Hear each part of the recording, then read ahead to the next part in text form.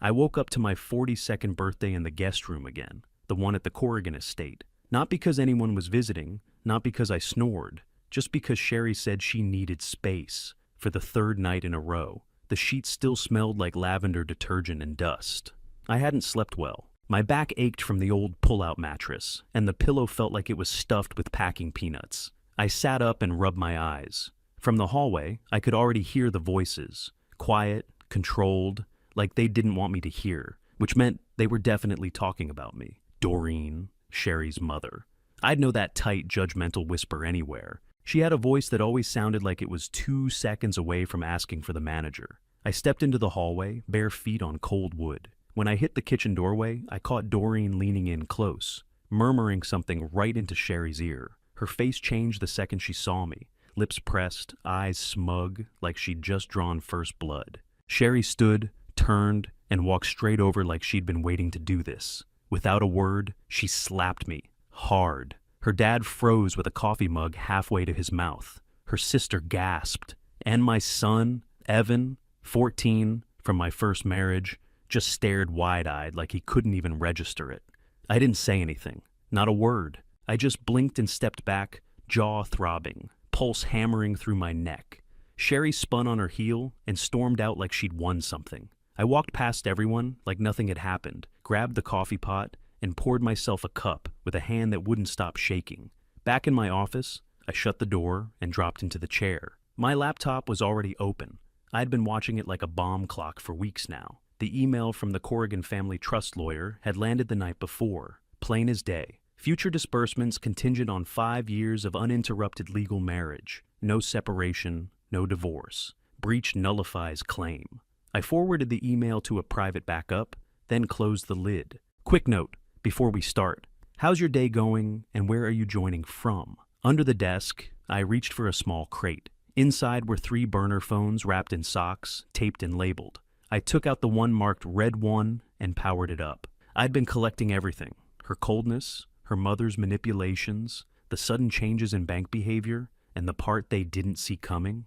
I'd been teaching myself how to protect what's mine. I knew they saw me as a washed-up contractor, just some dumb guy who got lucky marrying in. But I wasn't dumb, and I wasn't going down quiet. I was building my own escape route, and a fuse to blow this whole family sky high if they pushed me. The burner finished booting up. I plugged it into my office tower, grabbed a thermos, and left. I didn't need more tension. I needed sawdust. The shop was on the south side of Worcester, tucked behind a plumbing supply warehouse, barely marked. I pulled in just after 9. The guys inside barely looked up. We all kept to ourselves. I wasn't there to make friends, just to build furniture and keep my head down. I'd taken the part-time cabinetry job about a year ago. Sherry had pushed hard for me to walk away from my own contracting business after her dad dangled some fake opportunity at Corrigan Development. It's time to grow up, be part of something bigger, she said. What a joke. I was never on payroll, never had a company email, just listed as a consultant with no access and no authority. They used my name for credibility when it suited them and iced me out of everything that mattered. In the back lot, I unlocked the tool trailer I'd set up myself. No one else had the key. Inside, everything was clean, labeled, tight. My backup laptop was inside a locked cabinet, tucked beneath a false floor panel, along with 3 encrypted USBs and a file folder, thick with printed records from Corrigan Financial. I booted the laptop, plugged in one of the drives, and pulled up the folder labeled Vaughn Track. That's when I saw it again. Jeffrey Vaughn. He'd shown up in old Corrigan invoices as a mental health consultant. But I knew better. He was Sherry's old therapist from when she was a teenager. Now he was getting $18,000 a month from a Corrigan shell company based in Delaware. $18,000 every month. For what? I opened the second folder, Fin Splits. That's where I kept copies of the duplicate ledgers. One set showed investor-facing numbers, all clean, polished, perfect margins. The other set, real profit lines, unreported revenue, shadow payments. I remembered showing them to Sherry last year, sitting at our kitchen island, papers laid out. She barely looked. "You don't understand how trusts work," she said, like I was some idiot who couldn't do math. But I'd done the math. I'd done all of it. After this morning's stunt, I knew the countdown was on. They were moving fast, too fast. I scanned the metadata on the latest file I'd pulled from Vaughn's device. Photo time-stamped yesterday. GPS pinged just outside the Corrigan estate in Milton.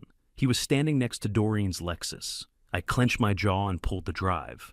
They were plotting something final. I packed everything back into its false panel and locked up. 10 minutes later, I was on Route 9 heading to the notary's office I'd been using in secret for 6 months. Tiny strip mall spot, wedged between a vape shop and a used appliance store. But they didn't ask questions, and they knew me by a fake name. Inside, I filed the last affidavit, sealed, stamped, witnessed. I even paid in cash. That made 6 full records, all notarized, time-stamped, backed up in 2 cloud vaults and 3 physical copies across the state. They wanted to play legal games. I was already 5 moves ahead. When I stepped back outside, the October wind cut through my jacket like a blade. I looked at the time, just past 1. 6 hours until the birthday dinner at the Corrigan Country Club. I'd show up, smile like an idiot, shake hands with her dad's golf buddies, nod through Doreen's backhanded compliments. Let them lay the trap. Let them throw the net. They thought they were holding the rope, but they didn't know I'd already tied the noose. And it was hanging over all their heads. The Corrigan Country Club sat on top of a hill in Milton, glowing like it owned the night. I pulled into the valet line, engine idling low.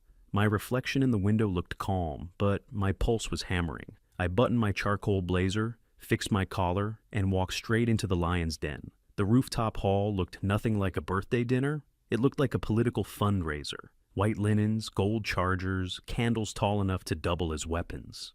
A live-string quartet played near the windows, all polite smiles and background charm. I counted at least 60 people. Not one of them was mine. My brother hadn't been invited, neither had Evan, but I saw 2 city councilmen, 3 of her dad's golf buddies, and half a dozen real estate investors I'd seen on Corrigan Financial's client lists. Doreen spotted me before I even reached the reception table. Her lipstick looked weaponized, her smile tight enough to crack glass. "Looking sharp, Miles," she purred, hand brushing my arm. "Blue suits you." I smiled back. "Funny, this is charcoal." Her eyes flickered, half a second, but I saw it. She didn't like surprises. Sherry was already inside, surrounded by her father's associates' wives. She was holding a glass of something pale and expensive, champagne maybe, though she didn't drink. Her laugh was perfect, the kind that carried across a room. Every move she made was rehearsed. I followed the hostess to the main table. The layout looked strategic, like a chessboard. I was seated between Sherry and her father, directly across from Jeffrey Vaughn. He looked different than in the photos. Thinner, paler, his hair combed too carefully, his tie too tight. He gave me a practice nod, the kind that said, "We both know what this is." Dinner hadn't even started, but the tension in that room could have cracked concrete. I could feel it building. Quiet smiles, side glances, like everyone was waiting for the cue. Before the first course, Doreen stood with a wine glass and tapped it with a spoon. The quartet stopped mid-note. "I just want to say," she began, voice sugary but steady, "how grateful we are to have Miles in the family. He's been such a steady presence during these critical 5 years." There it was. 5 years! Her words hit like a bell. I leaned back in my chair, eyes sweeping the table. Sherry's hand twitched under the linen napkin. Vaughn glanced toward her dad. Quick, nervous. It was a signal. A waiter rolled in a massive table covered in wrapped boxes. Sherry stood, all grace and control. "Before dessert," she said, "I thought it'd be nice for Miles to open a few gifts from all of us." I kept my smile locked in place. The first box was small, a Rolex, classic move, showy but safe. The second was a large envelope. Inside, a deed to what they called a future lakeside retreat, probably worthless land tied to some shell company. Then came the third gift, a leather folder, heavy. I opened it slowly. Inside were mock-ups of a new business venture. My name printed under the company logo. My equity listed at 2%. 2. That was their offer. Their walk-away package. Sherry leaned in close, her perfume sharp enough to sting. Her voice was calm, low, precise. "Play along and walk away with dignity," she whispered. "Or we call the lawyers tomorrow." My stomach dropped, but my face didn't move. I nodded like I was touched. They thought they had me cornered, that I'd fold to keep peace, to protect appearances. They had no clue what I'd already put in motion. I slid my phone out of my pocket, thumbed the screen once, and hit record. The small red light blinked at the top. Live mic. I stood up, holding my glass. Before I forget, I said, voice steady, I wanted to thank everyone for being here. It means a lot, being part of this family. The chatter quieted. Dozens of eyes turned toward me. And I think, I continued, everyone should hear what a real honor sounds like, especially since this 5-year milestone seems to matter so much. The air in the room shifted. Sherry's smile froze, then faltered. Doreen's posture stiffened, hands gripping her clutch. Vaughn blinked like he'd just realized I wasn't bluffing. Her father stared, waiting to see if this was a toast or a declaration of war. I looked at each of them in turn, slow, deliberate. You've all made me feel like part of something bigger, I said. Tonight, I just want to return the favor. I raised my glass higher, the mic still hot in my palm. To family, I said, and to truth. Doreen didn't drink. Vaughn's eyes darted toward the exit. Sherry's hand was shaking under the tablecloth. I took one last sip of wine, pocketed my phone, and smiled like a man who just heard the first domino fall. The room was holding its breath when I lowered my glass. All those polite faces, frozen smiles and fake warmth, waiting for me to sit down and let the night go back to normal. Instead, I reached into my jacket and pulled out a second phone, the one marked Black 2. I thumbed the screen once. Earlier that afternoon, I'd synced the club's AV system to a cloud trigger. One touch on my burner, and it would all go live. Within seconds, every phone in that hall lit up at once. Notifications pinged, screens flashing, gasps rippled through the tables. A new shared file appeared, Corrigan conditioning files. At first, just confused murmurs, then panic. People started whispering, pulling out their phones, scrolling fast. The projector behind the gift table flickered to life on its own, synced automatically. The screen filled with PDFs and audio transcripts, wire transfers, therapy notes, meeting recordings. The Corrigan's entire dirty system spilling across a 50-foot screen for the world, or at least 60 guests to see. Someone whispered, "Is this real?" Another voice, "Oh my God." I turned toward Vaughn first. He was still sitting across from me, white as chalk. "Tell the room what emotive pattern anchoring means," I said, voice cutting through the noise. "Or I'll play the clip where you explain it to Doreen." He blinked, mouth half open, tried to stand. Sherry's father slammed a hand on his shoulder. "Sit down, Jeff." His jaw was locked, face red as a warning light. Doreen was already pulling at Sherry's wrist, whispering, trying to get her toward the side exit. "Sit down," I said again, calm, clear, loud enough that the string quartet stopped playing mid-note. They sat. I scrolled my screen and hit play. Through the speakers, Sherry's voice filled the hall, cold, calculated, unmistakable. "I just need him compliant until the inheritance hits. Then we're done." Her father's face drained. Doreen's eyes went glassy. The wives at the next table covered their mouths like it was contagious. I looked right at her. "That was 2 months ago, recorded during your little therapy check-in with Vaughn." Then I turned to the crowd. "Let me explain something most of you probably don't know. The Corrigan Family Trust, $14.8 million, requires 5 full years of continuous marriage. No separations, no filings, no scandal." I paced slowly, letting the silence burn. They needed me to stay loyal, needed to look stable. Then they'd collect, toss me out, and keep everything. Vaughn shifted in his seat. This is a misunderstanding," he stammered. I held up the phone again. "Then maybe you can explain this video. You meeting with Doreen last month behind the Milton property gates." The projector flashed an image. Vaughn beside Doreen's Lexus, time-stamped and tagged. Doreen stood up, hands trembling. "You're twisting everything!" I cut her off. "You assaulted me this morning," I said to Sherry, loud enough for the back tables to hear. "In front of witnesses. That nullifies your entire trust clause, and everyone here just watched proof of it." The room erupted, voices shouting, chairs scraping. The investors started backing away from the Corrigan table like the floor was on fire. That's when 2 uniformed guards appeared at the exits. Club security, not theirs, mine. I'd hired them through an outside agency. They didn't say a word, just blocked the doors. "No one's leaving," I said. "Not yet." I tapped the phone again, opening a second folder.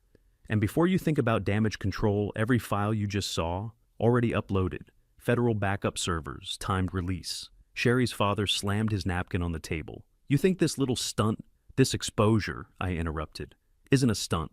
It's evidence." The screen behind me cycled through wire transfer screenshots, one after another. Millions of dollars funneled to shell corporations. Then a list of client names, recognizable ones. Someone gagged, another guy bolted for the restroom. Vaughn was shaking, whispering to himself. Doreen's hand clutched her chest like she might faint. I looked at Sherry. She wasn't crying. She was furious. Silent tears of rage, not pain. "You did this," she hissed. "No," I said. "You did. You and your mother and your puppet therapist." I held my phone up for the crowd again. "This entire party, recorded from 4 angles. Your toast, your threats, your gifts. And you just confirmed everything on tape." A murmur moved through the room. One councilman ducked behind a potted plant, already on the phone. Another man threw up near the dessert table. I took a breath and looked around, at every pale, shocked, guilty face. "This," I said, slow and steady, "is what it looks like when you try to ruin a man who refuses to stay quiet." No one answered. The security guards opened the doors on my cue. I slid both phones into my jacket pocket and started walking. Not escorted, not thrown out, just walking, through the wreckage of their perfect little world. As I reached the elevator, the chatter behind me rose. Gasps, phones ringing, Vaughn's voice breaking in the background. I didn't look back. I just pressed the button and waited, calm as stone, while the whole Corrigan Empire started to collapse 3 floors above me. The elevator opened to the parking garage, and I stepped into the quiet like it was a new planet, concrete, cold, still. Just me and the echo of my own footsteps. By the time I got home, the first headline had already dropped. Local developer's family accused of psychological manipulation, fraud. The Boston Globe had it up first. 2 more papers followed within 48 hours. My inbox lit up like a slot machine. My lawyer's assistant called 3 times before lunch the next day. The footage was undeniable. The files, verifiable. The Corrigans were radioactive. Vaughn vanished within 72 hours. No one knew where he went. A warrant was issued for practicing without a valid license. Massachusetts Board of Registration made a statement about deeply concerning ethical violations. Sherry? She tried to file for divorce 2 days after the country club exploded. Too slow. I'd already filed. Mine was time-stamped 8 hours earlier, and I included a motion citing domestic assault. The security feed showing her slapping me in front of her family and my kid, that was Exhibit A. The prenup was ironclad. Abuse nullified any spousal payout. If proven, she got 0. Not a house, not a car, not a penny. She must have thought I'd come crawling. She had no idea I'd spent months getting every piece of leverage I needed. Doreen disappeared fast. No press release, no denial, just vanished from her public life. One day she was on 5 charity boards and planning a city beautification gala. Next day, her name was gone from every flyer and donation page. The trust, frozen. Corrigan Family Holdings issued a vague statement about internal restructuring and privacy during a difficult time. My attorney, Scott Berenson, filed the civil suit 3 days later. Emotional and psychological abuse, conspiracy to defraud. It named all 3, Doreen, Sherry, and Vaughn. The Corrigans thought they could settle it quietly. A few calls went out to mutuals. People I hadn't heard from in years suddenly texting, "Hey man, let's talk." I didn't talk. I released more files instead. Emails, schedules, recordings. A call from Vaughn to Doreen discussing sedatives. Not for me, but for our dog. "If Miles won't calm down, we'll medicate the damn mutt too," he'd said. Some of their allies tried to distance themselves. Claimed they didn't know, but I had names. I had CC'd threads, lunch meetings, calendars. I wasn't bluffing anymore. I didn't need to. 3 weeks after the dinner, I packed what was mine and left the Corrigan estate for good. I moved into a modest condo just outside Worcester. 2 bedrooms, nothing fancy, but quiet, clean, no cameras in the vents. I split my time between restoring antique furniture out in Leicester and a few days a week at the cabinetry shop. Steady, honest work that kept me grounded. There was peace in it.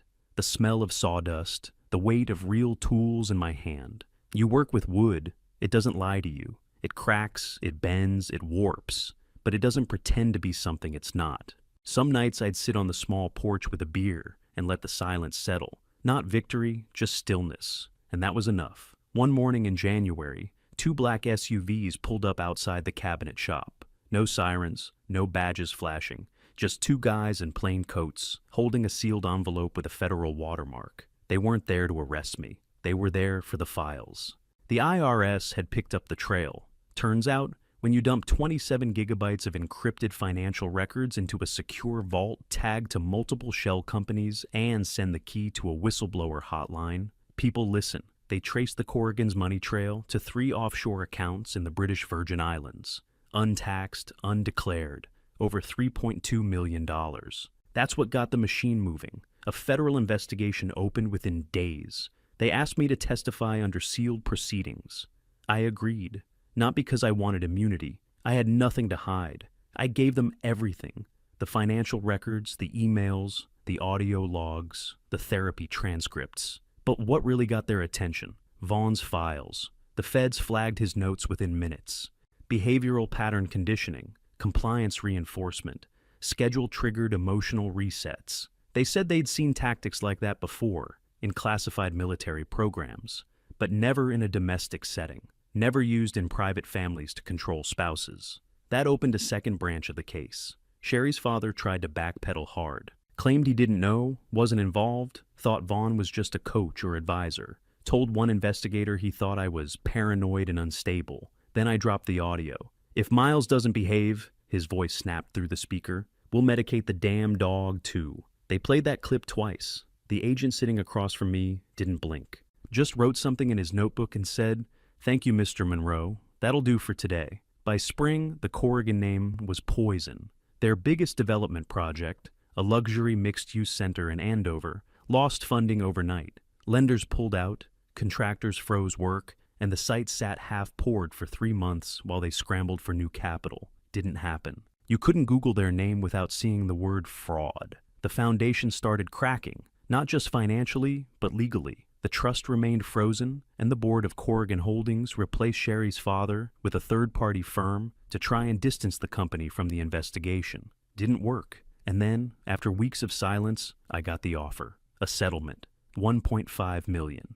No trial, no admission of wrongdoing. Just walk away, quietly. My lawyer slid the paperwork across the table like it was gold. I slid it right back. I don't want their money, I said.